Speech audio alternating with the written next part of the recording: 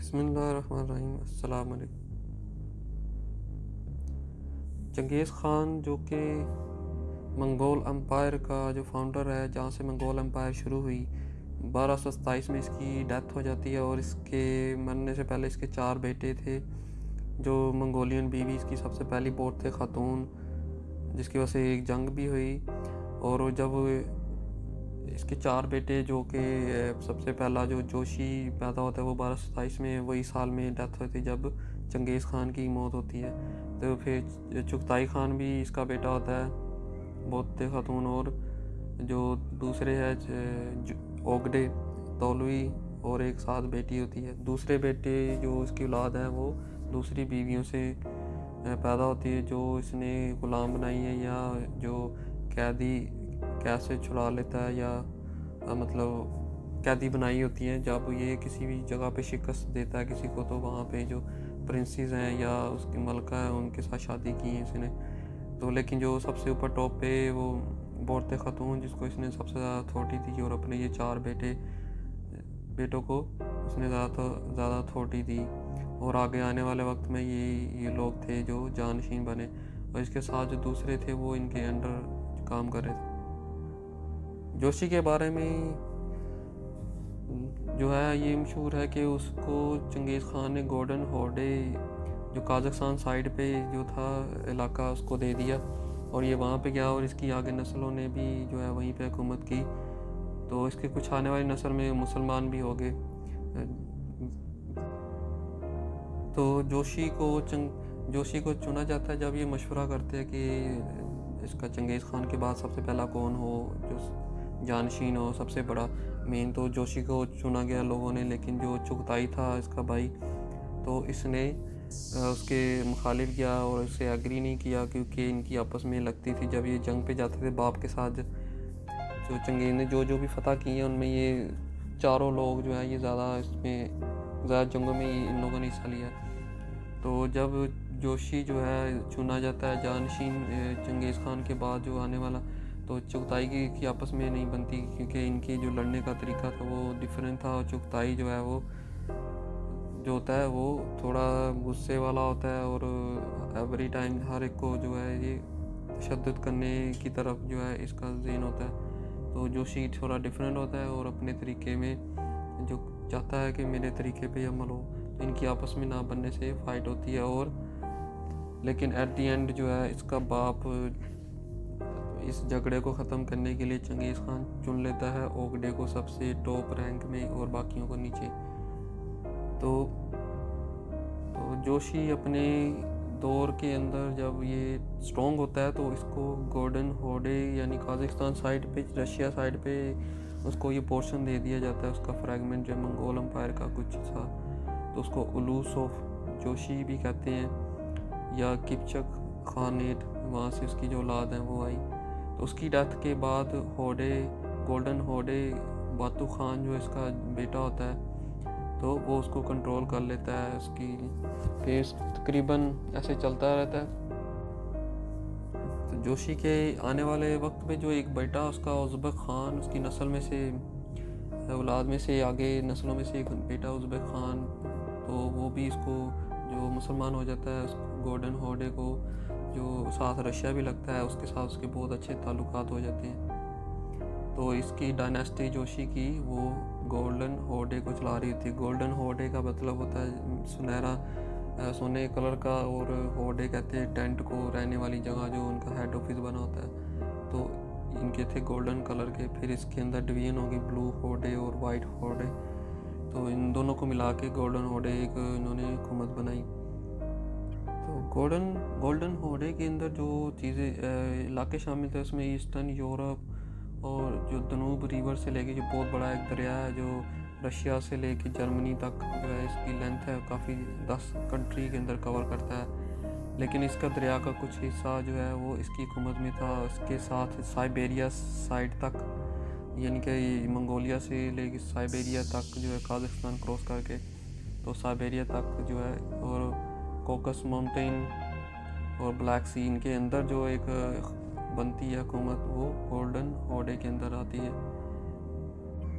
तो जब ये इसकी हुकूमत होती है, जब इसकी डायनास्टी जोशी की आगे आने वाली डायनास्टी उज़्बेक ख़ान, जब उसकी डेथ होती है 1341 यानी 1341 के बाद, तो वायलेंट उसके अंदर जो है सिविल वॉर होती है। फिर तैमूर वहाँ से निकलता है, तैमूर एम्पायर बनाता है और गोल्डन हॉर्डे को ब्रेक करके फिर नई हुकूमत तातारियों के अंदर चेंज हो जाती है और आहिस्ता आहिस्ता वो जो है डिक्लाइन हो जाती है इसकी जो गोल्डन हॉर्डे की पावर। तो उज़्बेक ख़ान जो इसका है वो जोशी की औलाद में से पहला मुसलमान, और आइंदा आने वाले वक्त में मुसलमान की हुकूमत रहती, फिर इनकी ख़त्म हो जाती है तकरीबन 1395 के अंदर तक। तो इनका जो उज़्बेक ख़ान है वो इम्प्रेस होता है कुछ उलमा के साथ, उलमा से। उज़्बेक ख़ान जो है वो इम्प्रेस हुआ होता है उससे। इब्न अब्दुल हमीद एक सूफ़ी बुखारन सैयद हैं बुखारा के, और उनके जो शेख हैं यसावी ऑर्डर से, तो इनसे ये इम्प्रेस होता है और उसको मुसलमान करते हैं। फिर इसको जो है बहुत मतलब ऑनर दी जाती है और इसके लिए दुआ करते हैं और इसको हौसला देते हैं कि तुम दोबारा सल्तनत पे काबिज हो, क्योंकि इसको शिकस्त हो चुकी होती है अपने ही अंदर लोगों से। तो जब ये वापस जाता है तो ये दोबारा उसको रीस्टेबलाइज करने की कोशिश करता है, और इसके ताल्लुका रशिया के जो शहजादे वहाँ से उसके साथ अच्छा ताल्लुक बन जाता है। और इसकी जो है यारी, जो एक शहजादा मॉस्को साइड पे होता है वो यूरी, तो उसका बेनोई होता है और इसके ताल्लुका स्ट्रॉन्ग होते हैं, और ये दोबारा वापस जो है अपनी सल्तनत इसकी वापस आ जाती है। लेकिन आहिस्ता आहिस्ता इसके बाद इसकी सल्तनत ख़त्म होना शुरू हो जाती है जब इसकी डेथ होती है। तो बेसिकली ये मंगोल खानेट से, तो बेसिकली उज़्बेक ख़ान जो है ये मंगोल खानेट से बदलता है सुल्तानेट। वो सुल्तान हो जाए क्योंकि मुसलमान होता है। ये हिस्ट्री में इसको जो है ये डिस्कस किया जाता है। तो 1396 में इसकी दौर ख़त्म होता है, जो फिर उसके बाद तैमूर एम्पायर शुरू हो जाती है, जो कि दूसरी इसकी डायनेस्टी से नहीं है, दूसरे लोगों से होता है जो लोकल लोग हैं।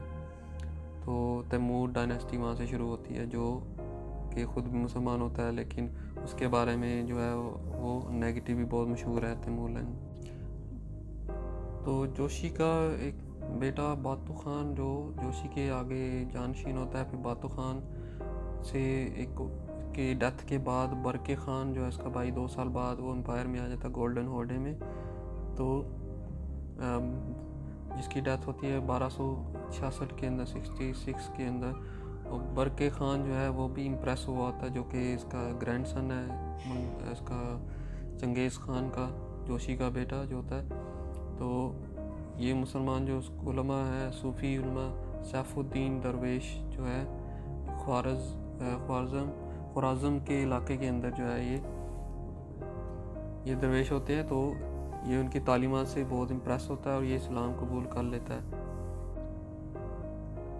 तो बरके मंगोलों के अंदर सबसे पहला जो मुसलमान बनता है, कन्वर्ट होता है, वो है बरके ख़ान,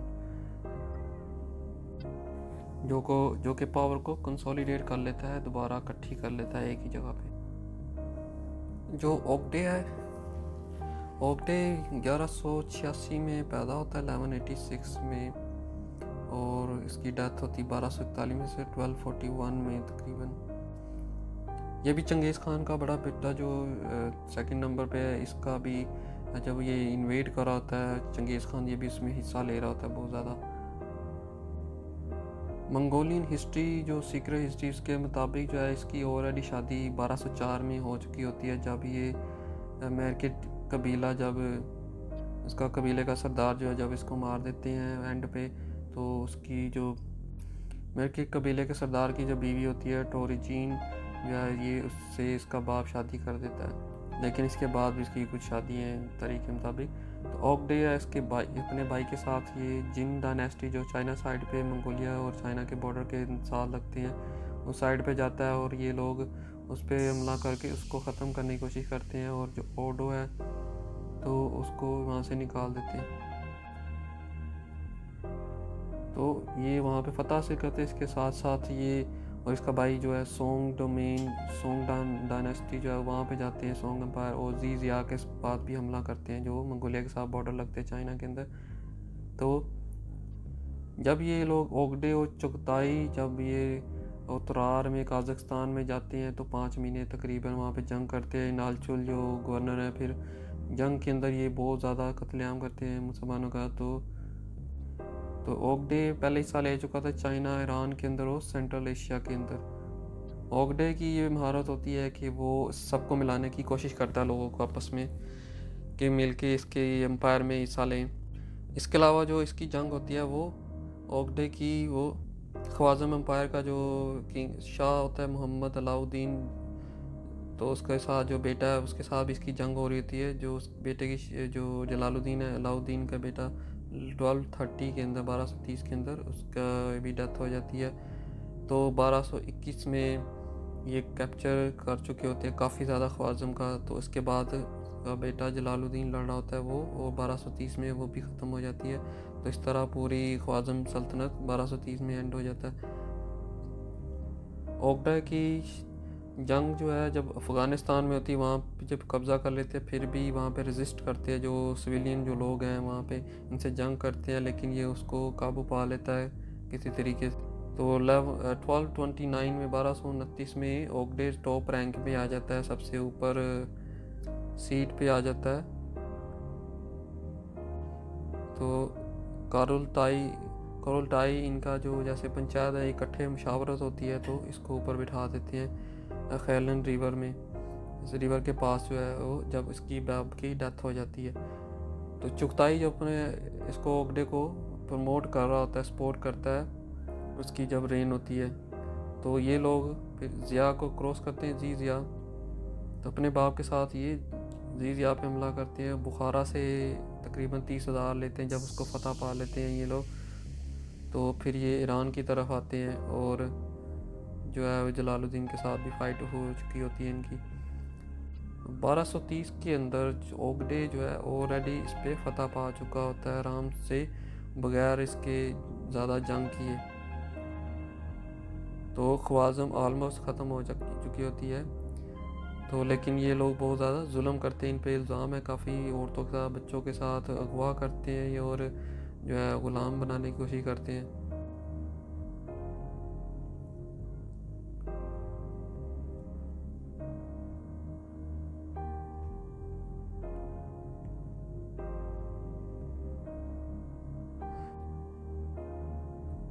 और ये बदला लेते हैं, इसका जो एक वर्कर है इसको मारते हैं तो सफ़ीरों को, तो मंगोल उसका ये ओगडे उसका बदला लेते हैं। इसके अलावा जो ये इसका रोल है ओगडे का यूरोप की तरफ भी एक्सटेंड करते हैं, जो इसको लीड कर रहा होता है बातू खान को ये भेजता है वेस्टर्न की साइड पे। तो ओगडे के दौर के अंदर तकरीबन ये लोग यूरोप का हिस्सा जो कवर कर चुके थे, Volga, Bulgaria, Alania, Cumania, Russia के अंदर थोड़ा सा है, और हंगरी वगैरह, Poland, Croatia, Serbia, Bulgaria, Latin empire और ऑस्ट्रिया साइड पे ये कब्ज़ा कर चुके होती हैं उसके बॉर्डर पे, उसके काफ़ी इलाके के ऊपर जो है। तो इसका जो दूसरी माँ से बेटा एक गुलामना है वो भी एक जंग में मर जाता है जब ये यूरोप की तरफ जाते हैं, एक तीर लगने की वजह से। तो ओगडे जब ये टॉप रैंक पे होता है तो इसके साथ ये यूरोप के साथ एशिया की तरफ ही भेजता है, और साथ ही सिल्क रूट को जो है वो अपना रास्ता ज़्यादा पॉइंट करते हैं। और इसके अलावा ये देर कमांडर है गजनी का, तो ये गजनी में अपना एक कमांडर भेजता है दायर के नाम से, और मंकैटू कमांडर जो है वो कुंदूज के इलाके में भेजता है। तो विंटर के अंदर 1241 के अंदर ये लोग इंडस वैली में आराम से कब्ज़ा करते हैं, लाहौर के पास जाते हैं, कंट्रोल करते हैं काफ़ी एरिया जो कि सुल्तान दिल्ली के पास होता है, दिल्ली सुल्तान के पास। तो इन लोगों का दायर जो है इसका कमांडर, उसका नीयत होती है कि वो आगे सुल्तान दिल्ली सुल्तान की तरफ जो भी जाए, दिल्ली सुल्तान की तरफ आगे बढ़े, लेकिन उसके से पहले ही तो इस काम से पहले ही उसकी डेथ हो जाती है, तो उसको बीमारी लगती है। तो जब ये मंगोल वापस जाते हैं तो अल्लाह ताला को कुछ और ही मंजूर होता है। तो जब ये वापस लेकिन लौटने की तरफ होते हैं, ये विथड्रॉ करते हैं सुल्तान दिल्ली से, सुल्तानेट से वापस जाते हैं, तो लेकिन रास्ते में ये बहुत ज़्यादा कत्ल व गारत करते हैं, बुचर करते हैं, ज़िबा करते हैं। तो लाहौर से पहले 1235 में ये लोग ऑलरेडी कश्मीर पे दारुचाई जो है इलाके वहाँ पे ऑलरेडी कब्ज़ा कर चुके होते हैं। तो कुछ ही अरसे में कश्मीर उनके कंट्रोल में आ जाता है, और क्योंकि कश्मीरी जो बुद्धिस्ट मास्टर होता है, मालिक होता है ओटोची, और उसका भाई नामू जो है वो ओगडे के पास सरेंडर करने आ जाते हैं बहुत जल्दी। ओगडे बहुत ज़्यादा होशियार होता है, क्योंकि ये इसलिए इसको स्टेबल, अपनी एम्पायर को स्टेबल करने के लिए ये क्रिश्चियन, इस्लामिक और जो चाइनीज़ हैं, चाइना साइड पे इसके अंडर होते हैं, तो ये अपने जो है ना लोग भर्ती करता है वहीं उसी मज़हब से। तो ईस्टर्न तुर्क जो होते हैं उसके अंदर जो क्रिश्चियन है वो उन लोगों को हायर करता है, और ताकि वो क्रिश्चियन का काम करे, उनके साथ मिल के काम करे। प्लस जो है ख्वाज़मियों में मुसलमान होते हैं उस एम्पायर में, तो उनको हायर करता है, जैसे मसूद बेग है और महमूद यलावच है, तो इन लोगों को अपॉइंट करता है, ये टैक्स लें और डीलिंग करें अवाम के साथ। और नॉर्थ चाइना में कन्फ्यूशियन जो लोग हैं, तो नॉर्थ चाइना के अंदर जो कन्फ्यूशियन सर्कल है, तो वो रिप्रेजेंट यालुचुकाई जो है खितान के नाम से ये लोग उसको रिप्रेजेंट कर रहे थे, चाइना कल्चर को, और ये वहाँ पे जो है काम करते हैं इसकी तरफ से, ओगडे की तरफ से।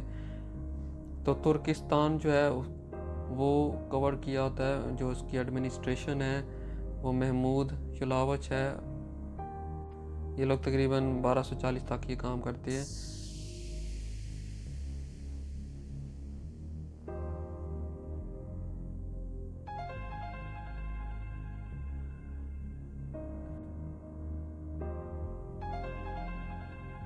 तो ओगडे जो है उसका ये टैक्स सिस्टम जो इसने हैंड ओवर पहले किया होता है यलावच को, फिर ये हैंड ओवर करता है अब्दुर्रहमान को, ताकि इसकी जो इनकम है वो डबल हो जाए। तो ओगडे जो अपने जो इसके इम्पीरियल जो बड़े शहजादे हैं, जिनको इसने आगे बनाना होता है अपना जानशी, तो उनको जो है उनको तालीम दिलवाता है क्रिश्चियन लोगों से, और साथ जो है टोस्ट प्रीस्ट जो चाइनीज़ होते हैं उनसे तालीम दिलवाता है अपने बच्चों को, क्रिश्चियन और चाइनीज़। और इसके अलावा स्कूल भी, एकेडमी वगैरह बिल्ड करता है। इसकी ओगडे की अपने बाप की तरह काफ़ी ज़्यादा बीवियाँ थी, तो तकरीबन 60 इसने वो ग़ुलाम बनाए थे, उसमें मुसलमान क्रिश्चियन सारे मिक्स थे। और इसने जो पहली शादी की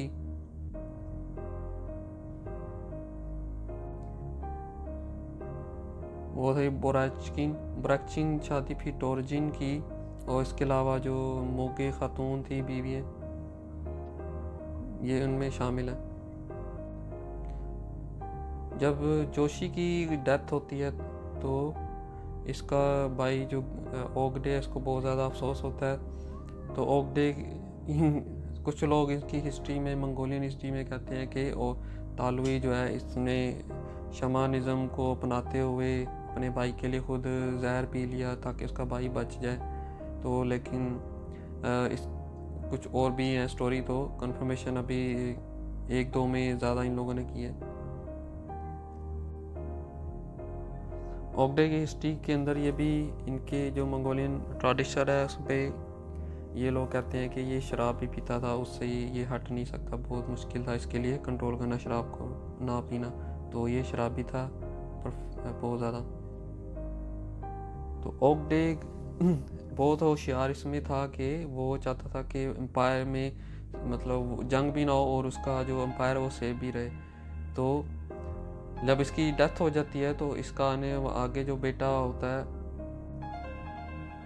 गयोक जो है वो इसकी जो है संभाल लेता है इसका ओहदा, क्योंकि इसकी जो माँ है वो इसको अपोज करती है, इसके खिलाफ होती है, लेकिन फिर भी ये बन जाता है गयोक जो है खान बन जाता है। जहाँ तक टोलवी है, टोलवी जो है इसकी डेथ होती है तकरीबन 1232 के अंदर। इसकी जो बर्थ होती है 1191 से लेके, और इसकी जो डेथ होती है 1232 के अंदर, 1232 के अंदर मंगोलिया के अंदर। तो ये छोटा होता है, लेकिन ये इसकी भी हिस्सा होता है। जिन डायनेस्टी और जीजिया और ख्वाज़म में इसकी भी फाइट हो रही होती है, यानी ये भी हिस्सा ले चुका होता है ऑलरेडी। तो ये निशापुर जो है उसको कंट्रोल किया होता है इसने।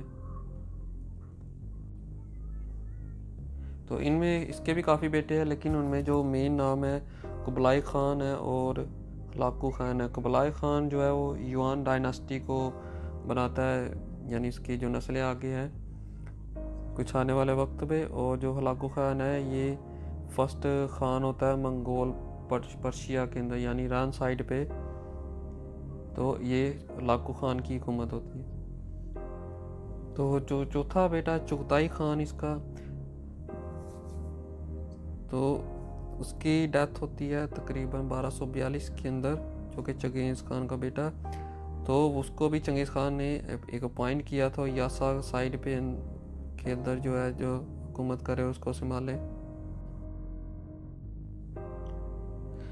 चुगताई खान को इसका बाप चंगेज़ खान ही इसको दे देता है। यासा जो इसके कानून है लिखे हुए, जो एक मतलब ये खुद ही लोग बनाते हैं, और इसको पब्लिक से जो है वो शो नहीं करते ज़्यादा, लेकिन उसके कोड इस्तेमाल करते हैं ताकि ये सेफ़ रहे, इनको फ़ायदा हो कुछ।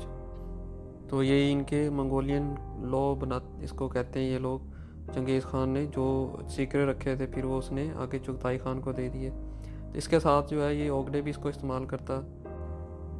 तो शुरू में चंगेज़ खान ने ये यासा कानून जो इसके थे इसने खुद पास रखे, या शाही हुताज जो था इसका जज उसको इसने दिए थे, और ये इसके कोड इन लोगों ने रखे हुए थे। तो चुगताई को भी इसने अपॉइंट किया कि ये भी इस्तेमाल कर सकता है यासा कानून जो इसके थे, इसलिए इनकी बड़ी इंपॉर्टेंस थी इनके लिए यासा कानून की। तो इसके बाद ओगडे ने भी ये इनके जो यासा के कवानीन जो थे इसको फॉलो किया और इस पे अमल किया। चुगताई ये कुछ इस फेवर में था कि जहाँ जाओ के स्लॉटर करो और मारो पीटो हर जगह पे, लेकिन जो जोशी है वो उससे डिफरेंट था थोड़ा सा, जिसकी वजह से इसकी उसके साथ लगती थी। तो शुरू में जो चुगताई है उसने सुपरमेसी शो की कि मेरी जो है चलेगी हर जगह पे। तो जब कुबलाई खान आए और गयासुद्दीन बुराक जो था, जो कि चुगताई का ग्रैंडसन था, और टोलवी का जो बेटा कुबलाई खान, उन लोगों ने बाद में आने वक्त में इनको फॉलो नहीं किया। तो उसकी जब इसकी ताकत अल्लाह ने इसको दी थी, तो ये उमर दरिया और आरसी और इसकी जो हुकूमत थी, साथ उसके अल्ताई माउंटेन हैं जो कि मंगोलिया चाइना के बॉर्डर पे लगती हैं। लाको खान जो कि 1216 में पैदा होता है और 1265 में इसकी जो डेथ होती है। तो ये जाता है अब्बासी खिलाफत की तरफ, इसकी जो अग्रेशन है। तो ये उन लोगों के साथ जंग करता है, वहाँ पे जो इस्माइली सेक्ट है उसको डिफीट देता है, और साथ अब्बासी खिलाफत का जो आखिरी आता है किंग उसको भी ख़त्म कर देता है, आखिरी खलीफा को, मुतासिम को। लाको खान जो कि चंगेज़ खान का ये पोता है, और इसका जो भाई है वो है कुबलाई खान और मोंको खान जो है। तो असेंबली जो इनकी जो है करुलटाई जो है, इनके एक कन्वर्सेशन होती है, बैठते हैं इकट्ठे, इन लोगों के मशवरा करते हैं, और 1251 में यानी कि 1251 के अंदर इसको बिठा दिया जाता है एक स्टेट के ऊपर, जो ऊपर सबसे है, तो इसको खान बना दिया जाता है।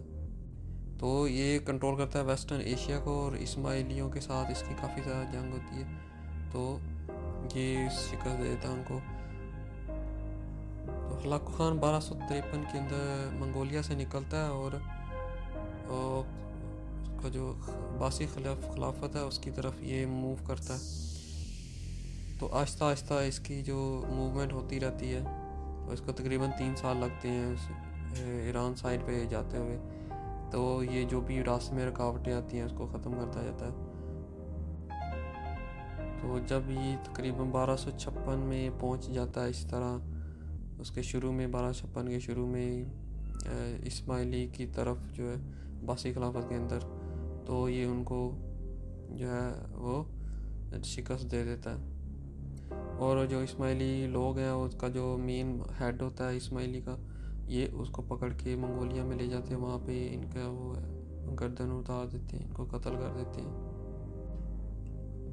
फिर ये जब आता है 1257 के बाद, तकरीबन ये एक्सचेंज करता है कुछ जो है 1257 में ये उसको बोलता जो बासी खिलाफत का आखिरी जो मुतासिम बिल्ला है वो उसको कहता है कि सरेंडर कर दो, लेकिन वो इसकी बात नहीं मानता। तो तब ये फिर बढ़ते हुए जो है ये स्टार्ट करता है जंग। तो 1258 में तकरीबन 17 जनवरी में ये उसको जो है खलीफा को शिकस्त देता है, मुतासिम को, और ये उसके पास पहुंच जाता है। तो इस तरह ये आगे बढ़ते हुए सीरिया की तरफ मूव करता है 1259 के अंदर, यानी कि 1258 में बगदाद को बहुत ज़्यादा कत्ल वगैरह करता है, वहाँ से चला जाता है आगे सीरिया से की तरफ। तो सीरिया से जैसे क्रॉस करता है तो इसको सामना होता है आगे, तो दमिश्क जो है इसको आराम से सरेंडर कर देते हैं। लेकिन 1260 में जब ये गज़ा की साइड पे जाता है फ़लस्तीन में, और इसको मिस्र जो है वो इसको जो है अपोज करते हैं ममलूक, इसके सामने इसकी जंग होती है उन लोगों के साथ 1260 में। तो इसका जो भाई है उसकी डेथ हो जाती है मौके, तो ये वापस चला जाता है और इसकी आर्मी को जो है वो शिकस्त हो जाती है, उसको बहुत ज़्यादा इसका स्लॉटर किया जाता है, ज़िबा करते हैं इसकी आर्मी को मंगोलों की, तो ये हार जाते हैं। तो इसके बाद 1262 के अंदर जो है इसके बाद दोबारा इसकी जंग दोबारा अपने वो कज़न से होती है। बैरके ख़ान जो है जो कि मुसलमान हो चुका होता है गोल्डन होर्डे के अंदर काज़ाख्स्तान साइड पे, तो इसको, और जो बरके ख़ान है वो ममलूकों के साथ यानी जो मिस्र के हैं जिन्होंने इसको शिकस्त दी साथ मिल जाते हैं होर्डे, इसका जो कज़न है बारके गोल्डन होर्डे के अंदर। तो ये दोबारा इन लोगों के साथ जंग करते हैं, तो इसको भी वहाँ से बहुत ज़्यादा शिकस्त होती है। तो हलाको ख़ान की दौर में ज़्यादा जो है वो आपस में खाना जंगी बहुत हो रही होती है, इसको स्टेबल इसकी गवर्नमेंट नहीं बनती। तो लेकिन फिर भी इसका जो बेटा थोड़ी देर चलाता रहता है ईरान के अंदर, इसको ये इस्टेब्लिश करते हैं जो गवर्नमेंट है इसकी डेथ हो जाती है 1265 के अंदर। और हिस्ट्री में कहा जाता है कि ये मंगोलों में एसी ने ये पहला था जिसने एक ह्यूमन सेक्रीफाइस यानी कि मरने के बाद कुछ कुछ औरतें काफ़ी थी उनको भी कत्ल किया और इसके साथ दफन कर दिया। इसको कहते हैं ह्यूमन सेक्रीफाइस, इंसानों की कुर्बानी, ताकि ये अपने जो जिसको पूजते हैं उसको खुश करे। और इसको दरिया के पास जो है एक लेक और मियाँ के पास इसको दफन कर दिया। हलाको ख़ान खुद जो है ये बुद्धिस्ट धर्म में कन्वर्ट हो जाता है, लेकिन इसकी बीवी एक नेस्टोरियन क्रिश्चियन होती है, ईसाई होती है, और जो कि इसकी साथ काम कर रही होती है, कमांडर होती है, और इसी से शादी कर लेता है। और इसकी माँ जो है वो क्रिश्चियन की बहुत ज़्यादा फेवर में होती है और उसके साथ मिल के काम करती है। और ये लोग यूरोपियन के साथ, फ्रांसीसियों के साथ, इटली वालों के साथ बहुत ज़्यादा कोशिश करते हैं कि उनसे स्टेबल गवर्नमेंट बनाई जाए, अलाइंस बनाई जाए ममलूकों के ख़िलाफ़, मुसलमानों के ख़िलाफ़, लेकिन इतनी स्ट्रॉन्ग वो रिलेशन नहीं बन पाता और इसको शिकस्त होती है, थोड़ा सा इसके पास इलाका बच जाता है। फिर इसके जो बेटे हैं उसको कंट्रोल करते हैं ईरान के अंदर।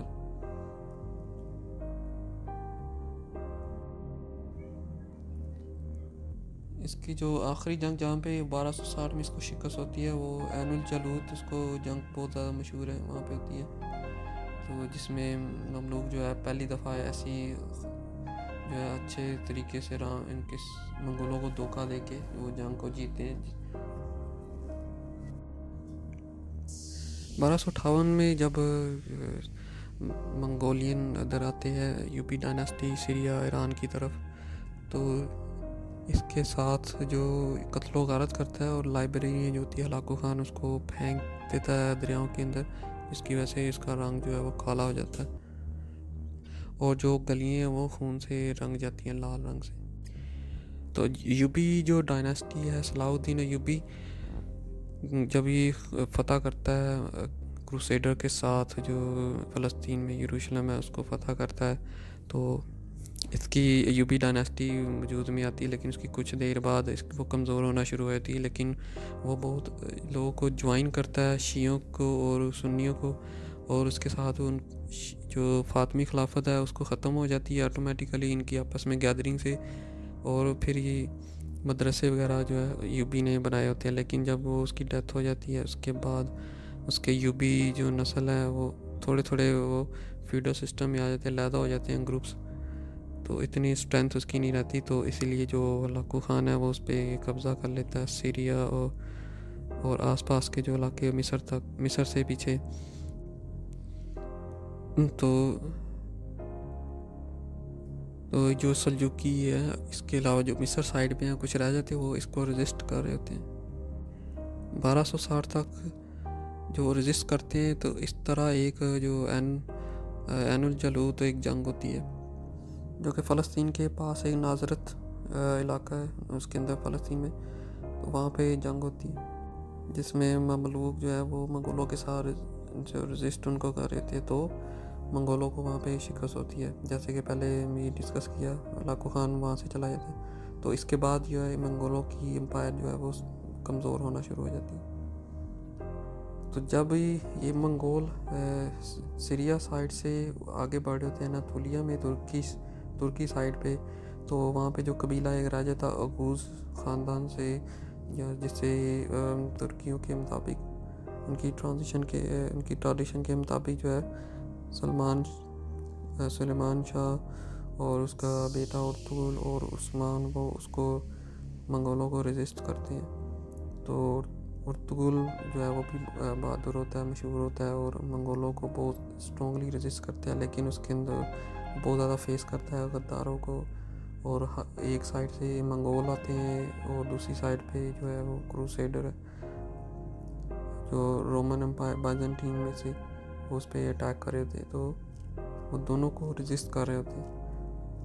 तो इसके साथ जो सल्जूक जो रोमी है, सल्जूक ऑफ रोम जो है, रोमी बाइजेंटीन एम्पायर का कुछ हिस्सा इनके पास होता है मुसलमानों के पास, लेकिन उनमें वो उनको भी अपनी पड़ी होती है, वो इनके साथ ज़्यादा जो है वो रब्ता नहीं करते।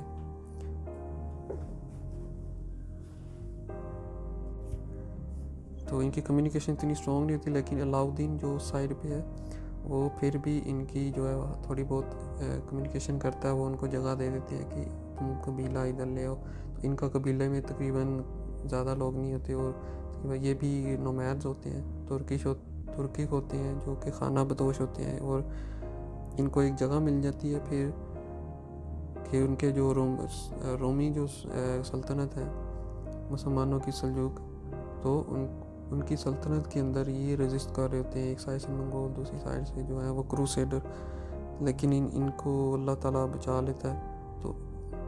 तो वहाँ से एक सल्तनत उस्मानिया का आगाज़ होता है। उसकी बड़ी वजह ये है कि जो मंगोल एम्पायर वो ज़्यादा स्ट्रॉन्ग नहीं होती, उनकी जो उस टाइम तक जो हलाकू खान का आगे परपोता जो गेतू आ रहा होता है वो कमज़ोर हो चुके थे, क्योंकि मंगोल आपस में भी लड़ते हैं। कुबलाई खान को देखा जाए तो वो चाइना साइड पे युआन डायनेस्टी को बनाता है, उसकी भी तकरीबन जंग लगी रहती है। एट द एंड वो भी मिंग डायनेस्टी जो है वो दोबारा रिक्लेम करती है और उसको भी ख़त्म कर देती है। और जो मोंगे खान है उसकी आर्मी जो है वो चाइना साइड पे वो भी कुछ हिस्सा जो इसके पास होता है, तो इनकी जो आर्मी है वहाँ पे जब ये जा रहे होते हैं चाइना में कैंपेन कर रहे होते हैं, तो इसकी आर्मी में जो है बीमारी फैल जाती है और काफ़ी लोग इसके मर जाते हैं। तो ये दोबारा इसके अंदर ही मोंगे खान भी जो है वो भी मर जाता है। तो जब ये लोग आपस में मशवरा करते हैं तो इसके दौरान में इनमें क्लैश पैदा होता है और आपस में जंग लड़ते हैं, और दूसरी साइड पे ममलूक मुसलमान और क्रिश्चियन जो है ये मिलके 1259 में इन पे अटैक करते हैं। तो ये जो है सिविल वॉर की वजह से इनके भी बहुत ज़्यादा कमज़ोर हो जाते हैं इस साइड से भी।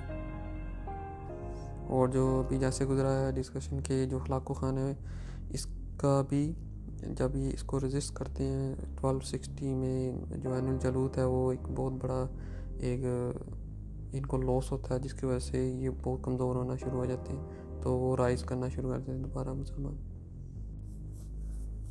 उर्तुगुल और जो उस्मान, ये लोग रेजिस्ट करते करते अल्लाह ताला इनकी हेल्प करता है। जो उर्तुगुल है उनके पीछे एक जो अल्लाह के वली है इब्ने अरबी, वो उनका बहुत बड़ा रोल होता है, जो इनको टीच भी करते हैं और रूहानी तौर पे भी इनकी दुआएं इनके साथ होती हैं। तो इनको बहुत ज़्यादा हौसला अफजाई करते हैं। तो इसके साथ जो उस्मान है उनके दौर में भी जो एडिबाली है वो रूहानी तौर पर भी इनकी हेल्प करते हैं और इनको गाइडेंस भी देते हैं, कुरानी और जो इस्लामी गाइडेंस है। तो जिसकी वजह से ये बहुत ज़्यादा स्ट्रॉन्ग हो जाती है और आहिस्ता आहिस्ता ये एक्सपेंड करते हैं। फिर इनकी आगे नस्लें जो है जो खुलाफत उस्मानिया को जो है वजूद में आती हैं। तो जब ये कुस्तुनतुनिया फतह हो जाता है सुल्तान मोहम्मद फ़ातिह, तो उस्मानी जो सल्तनत है वो बहुत पूरी दुनिया में फैलना शुरू हो जाती है हर साइड पे, और जो मुसलमान हैं इनके साथ यूनाइट करना शुरू कर देते हैं। तो ये उरूज पे चली जाती है जो कि 600 साल तक जो है कंटिन्यू रहती है। और जो ख़ात्मा है वो जैसे कि 1923 में जो आखिरी इनके उस्मानी होते हैं उनका नाम भी जो है उर्तुगुल, उस्मान उर्तुगुल है। तो आज भी वो एक उनको जो है एग्ज़ाइल कर दिया जाता है, यानी अपने कंट्री से बाहर निकाल दिया जाता है। लेकिन वो अभी भी उनका जो सिस्टम है नस्ल वाला और अपना जो लीडर है वो अभी भी चुनते हैं, जो सबसे ऊपर हाईली रैंक इज़्ज़त वाला। तो ये था इनका मंगोलों का जो हिस्ट्री है, इनका राइज़ और फॉल और मुसलमानों का राइज़। इंशाल्लाह आपको समझ भी आई होगी, इल्म में इजाफा हुआ होगा और पसंद भी आया होगा। दुआ में याद रखिए। अल्लाह हाफ़िज़, ईमान अल्लाह। अगली किस्त तक।